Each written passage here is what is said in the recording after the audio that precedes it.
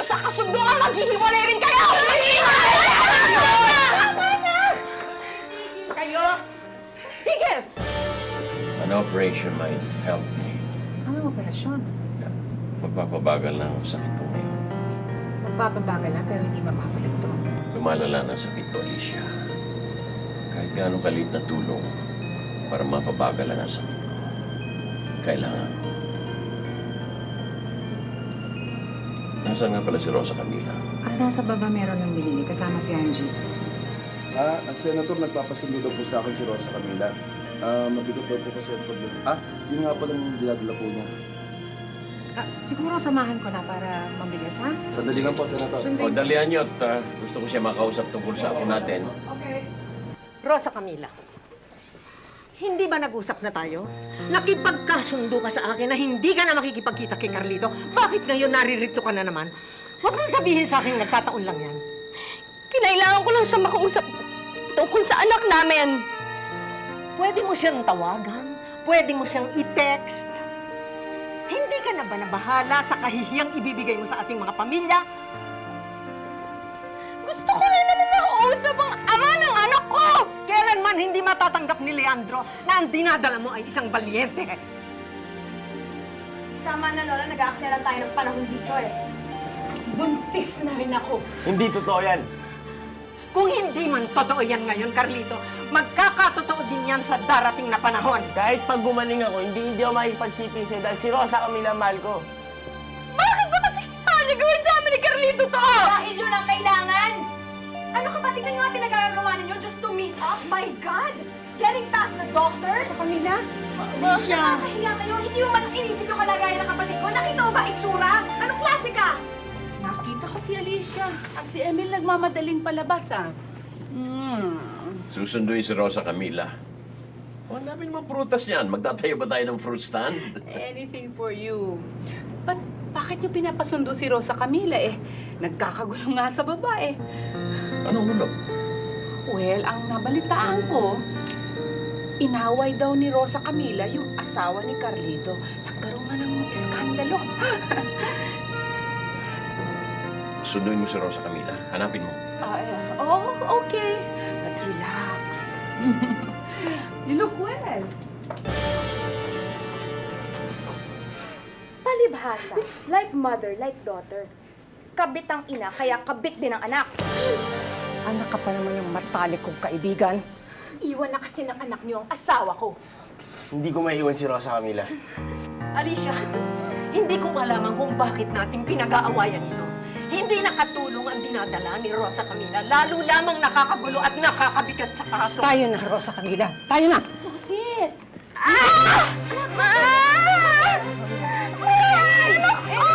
Andi, tanong mo! Dali! Tanong mo! Dali! Ano nangyari sa anak namin? Makakalimutan niyo naging balyente ako. Baka ako ba maging kalaban niyo? Ipasok na yan sa loob.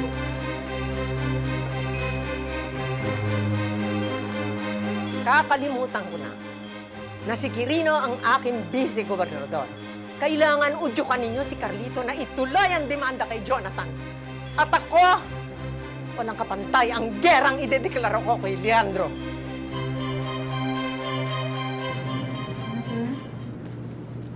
Yeah. Bumaba kayo sa baba. Hanapin niyo si Rosa Camila. Gusto ko siya makausap. Sir, nagkasalubong po kami ni Alicia sa hallway. Nasa ER po sila.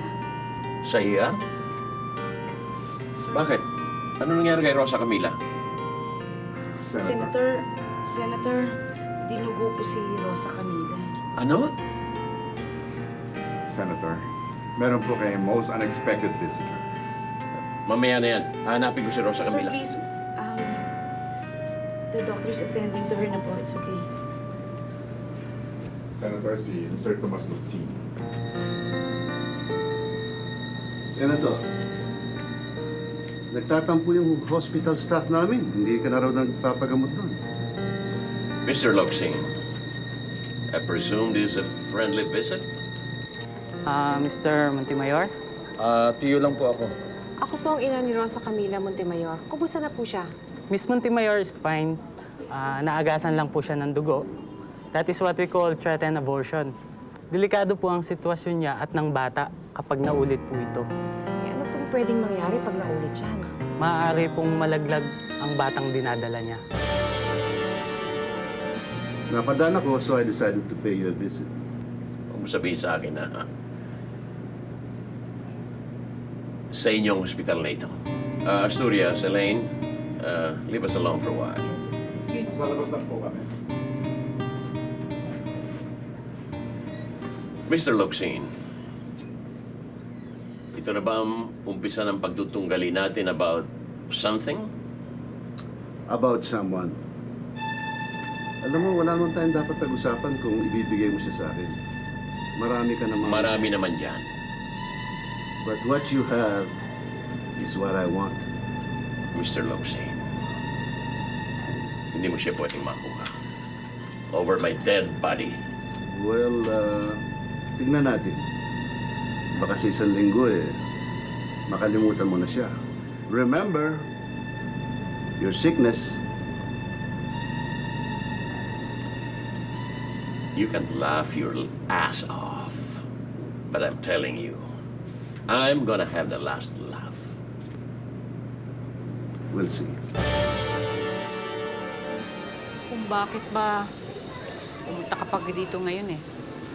I have my reasons. And you know that.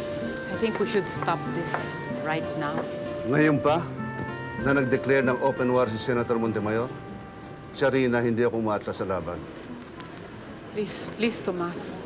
Ayoko ng gulo. Okay, para maiwasan ang lahat ng ito, ngayon pa lang mamili ka na. Ako o siya?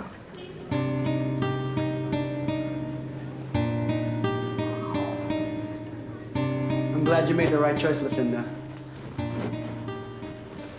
Hindi na kasi siya si Nestor na minahal at pinakasalan ko noon. Marami pa siyang hindi sinasabi sa akin.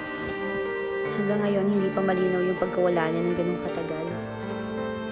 Alam mo, bakit hindi na lang ipananal niyo na lang yung kasal niyo? On what grounds? Dapat matibay ang kaso ko if I decided to push through with it. Hanggang kailan tayo magtatago? Hindi na magtatagal.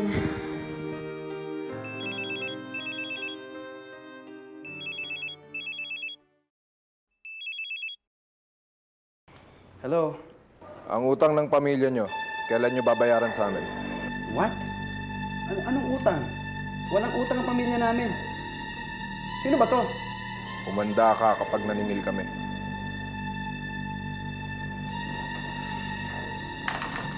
Sino yun? I don't know. Naka-crank caller lang.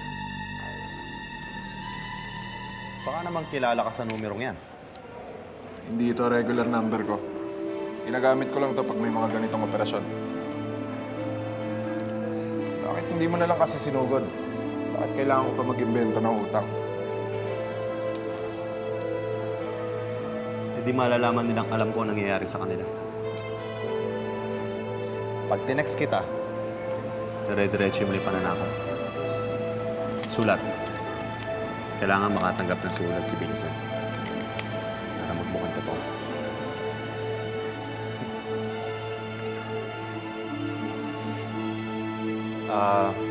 Siya nga pala. May kilala ko ba pwede mo mag-book kay Vincent? Hindi pa ba kayo uuwi? Eh, pagbalik ni Leandro Moran sa operating room, tulog pa rin yon. So, hindi niyo makakausap. Makikibalita lang kami sa resulta ng operasyon. Titext ko na lang sa'yo. Minsan, hindi mo sinagot ang text o tawag ko, Iluminada. O, hindi ba dapat nakakaramdam ka na? O, ikaw naman, anong sabi ni Leandro tungkol sa magiging anak mo? Sa kanya na ba ang buong mana ng Montemayor? Wala naman pong sinasabing ganun si Daddy. Ewan ko ba kung anong importansya ng magiging anak mo? Eh, hindi naman nga magiging unang apo ni Leandro. Si Paloma ang unang apo niya. Una, pangalawa o panghuli. Kahit ano pa man maging anak ko, Montemayor pa rin to. Ilalaban ko ang karapatan niya sa pamilya natin. Wala na kayong pinag-ibang mag-ina. Alam mo, Iluminada, kung magsalita ka, akala mo kagalang-galang ka. Ito tandaan mo. Dalawa kaming maglalaban para sa anak ni Rosa Camila. At wala kang magagawa kahit isa mong pang anak mong si Ernestina.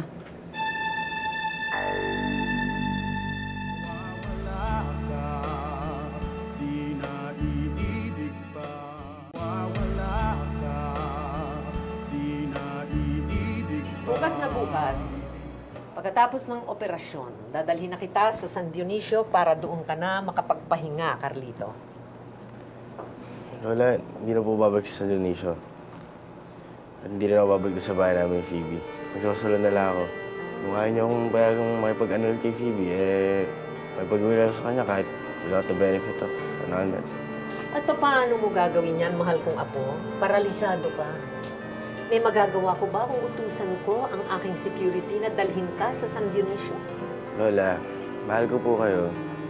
At ayoko gawin sa inyo to, pero kung pipilitin niyo po ako sumama sa inyo sa San Dionisio, sa unang gabi pa lang, maglalaslas ako at magpapakamatay. Dahil hindi ko po kaya mabuhay sa gusto niyo. Tinatakot mo ba ako, Carlito? Ngayon mo gagawin yan samantalang hindi mo pa nakikita ang magiging anak mo kay Rosa Camila? Akin na, Barel. Magtakutan tayo. Ngayon pa lang magpakamatay ka na.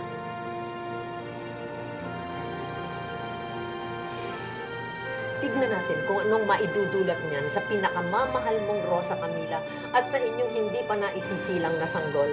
Ha? Hey, guess what? Morning. My first written death threat.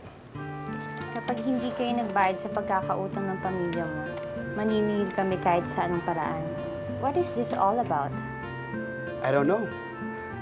I know that my family's assets are very liquid. In fact, I called my parents about this and wala silang tatandang pagkakautang kahit kanino man. Ibigay mo to kay Inspector Yabes. Matutulungan ka nila. Baby, it's nothing serious, okay? Don't worry about it. Don't worry about it. Guess what I got?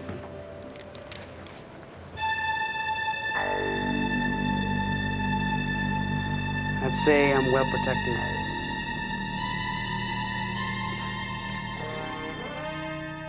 Guada, mag-commercial flight na lamang kayo. Isama mo yung therapist, yung nurse, at saka yung dalawa o tatlong security, okay? Sige. Okay, sige po. Doris, tara na. Bumili na tayong ticket. Guada, I said one therapist, one nurse, and the security. Doris, kaya ko ng pangalagaan ng aking mga apo. So please, go on with your life. Hindi ka na kailangang makitira sa amin. Pero, Tita Romina, mga pamangkin ko din sila. Hindi ko sinasabing hindi mo sila pwedeng dalawin. What I'm simply telling you is that you can't live with us anymore. I have to protect the interest of my family. Let's go. Take care of my brother.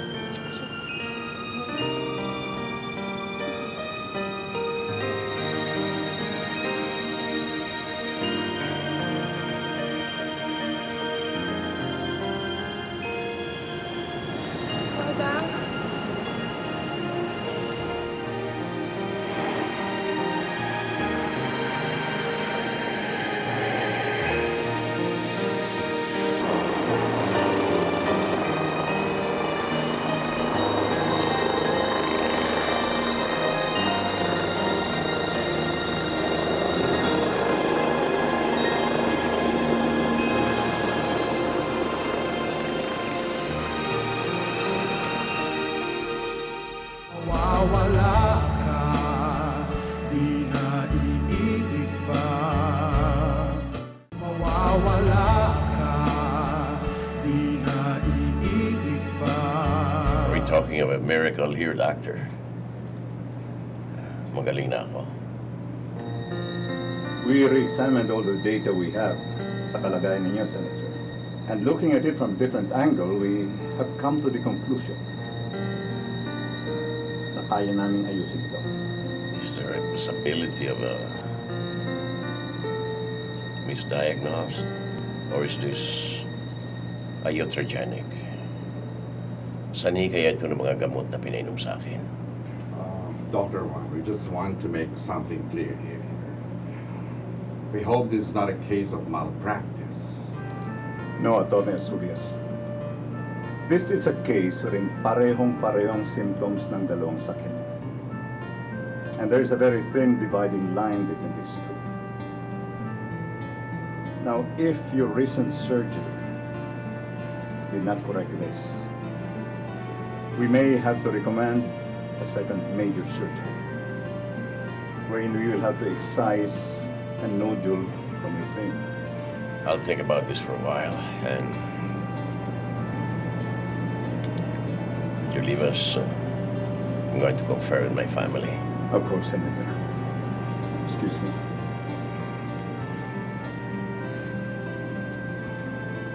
Rosa Camila, nagpunta ka naman daw kay Carlito. May kinailangan lang po kasi akong... Nung ipinagtabuyan mo siya sa bahay, noon, akala ko totoo na yun. Ginawa mo na naman. I'm very disgusted with you. Alejandro naman, si Carlito ang ama ng dinadala ni Rosa Camila. Excuse me, Senator, I think we better go. No, please stay. I want you to hear this. I gave in so many times to the both of you. Pero ang ginawa niyo, inabuso ninyo. Ilang beses ako nagmalambot sa inyo. Kalangalan sa maging apo ko. Pero ano, nagmatigas pa rin kayo. Bueno,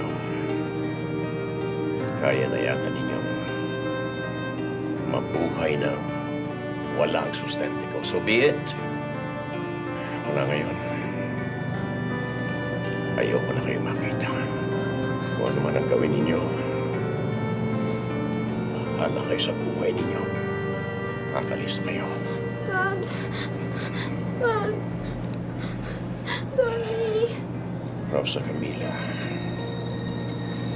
From now on, huwag mo na akong tatawagin, Daddy. Dad. Tutulad na kita kay Alberto na matagal ko nang binangon sa limot. Kakalis kayo. Daddy. Daddy, please. Dad. Dad, please. Kakalis na kayo. Dad. Dad.